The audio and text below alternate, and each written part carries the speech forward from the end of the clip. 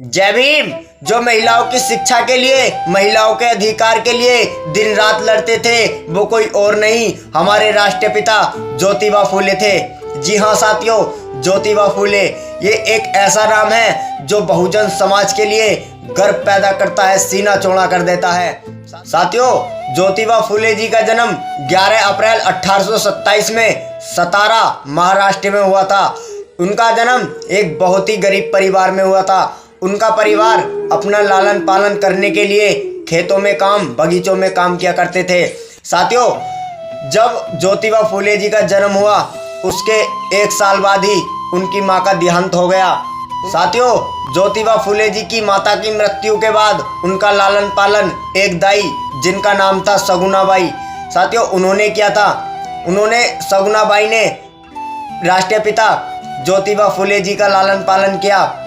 7 वर्ष की आयु में उन्हें स्कूल भेज दिया।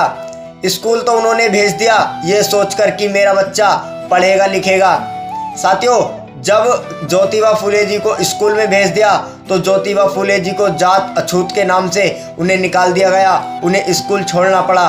स्कूल छोड़ने के बाद ज्योतिबा फूले जी ने उनकी जो माँ थी, जिन्होंने उन्हें गोद लिया था, जिनका नाम था सगुनाबाई, उन्हें अपने घर पर ही शिक्षा ग्रहण करती थी। उन्हें शिक्षा ग्रहण करने के लिए जब भी टाइम मिलता था, घर का काम करने के बाद उन्हें पढ़ाया करती थी। ज्योतिबा फूले जी अपने पड़ोसी बुजुर्गों से विचार गोष्ठी किया करते थे, जो बुजुर्गों को उनकी बातें बहुत भाती थी। उसके पश्चात उन्होंने अपना क्षेत्र में समाज सुधारक के नाम से अपना परचम लहराया। साथियों, ज्योतिबा फूले जी ने कहा था कि जो आपका संघर्ष में साथ दे, कभी उसकी जात मत पूछना। लेकिन हमारा बहुजन समाज जातियों में बंटता जा रहा है। अगर आज हमारे वह महापुरुष जिंदा होते जिन्होंने इस बहुजन समाज को इतनी पीड़ा झेलकर इकट्ठा किया था, तो आज उनके ऊपर क्या बीतती।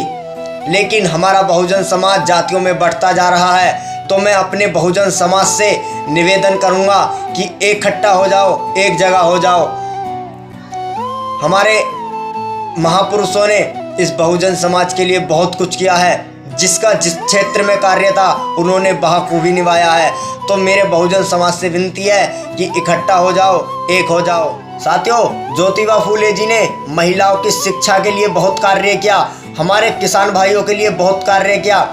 साथियों, जब महिलाओं की शिक्षा के लिए उन्हें लड़कियों को पढ़ाने के लिए कोई अध्यापिका नहीं मिली, तब उन्होंने स्वयं अपनी पत्नी को इस काबिल बनाया कि वो घर घर जाकर लड़कियों को, महिलाओं को पढ़ा सकें। जब साथियों उन्होंने महिलाओं को पढ़ाना शुरू किया, नीच जाति को पढ़ाना शुरू किया, तो जो उच्च जात के लोग हैं, उन्होंने उनके माता पिता पर दबाव बनाया और उन्हें घर से निकलवा दिया।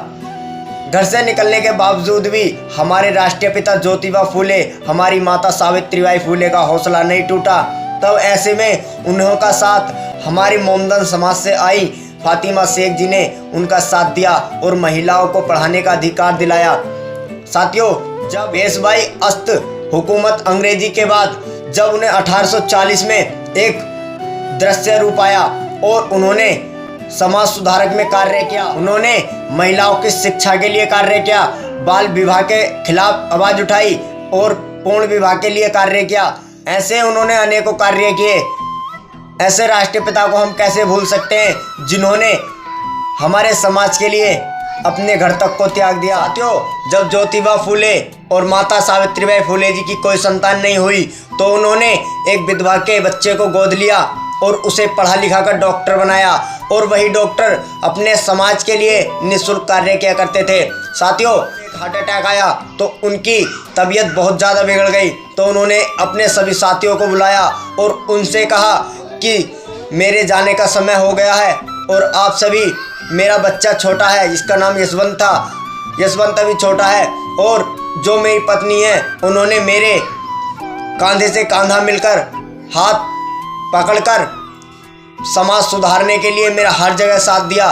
तो मेरे जाने का समय आ गया है और आप सभी भाइयों से मैं विनती करता हूँ कि मेरी पत्नी और मेरे बेटे को आप लोगों को सौंप कर जा रहा हूँ। आप पूरे बाखूबी इनका ख्याल रखना।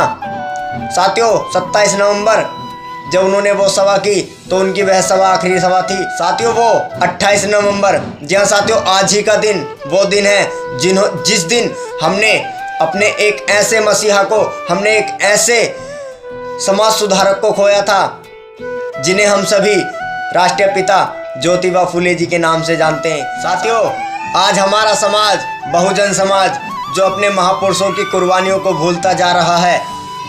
हम लगातार प्रयास कर रहे हैं कि हमारा समाज एक हो जाए, लेकिन टुकड़ों में बंटता जा रहा है।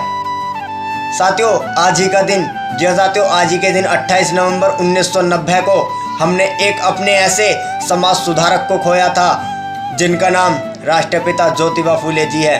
साथियों, वो भले ही हमारे बीच नहीं है, लेकिन उनके विचार, उनकी विचारधारा हमारे बीच हमेशा अमर रहेगी। उनकी पुण्यतिथि पर सत सत नमन, कोटि कोटि नमन। जय भीम, जय भारत, जय ज्योतिबा फुले, जय बहुजन समाज। वक्त का ये परिंदा रुका है कहाँ?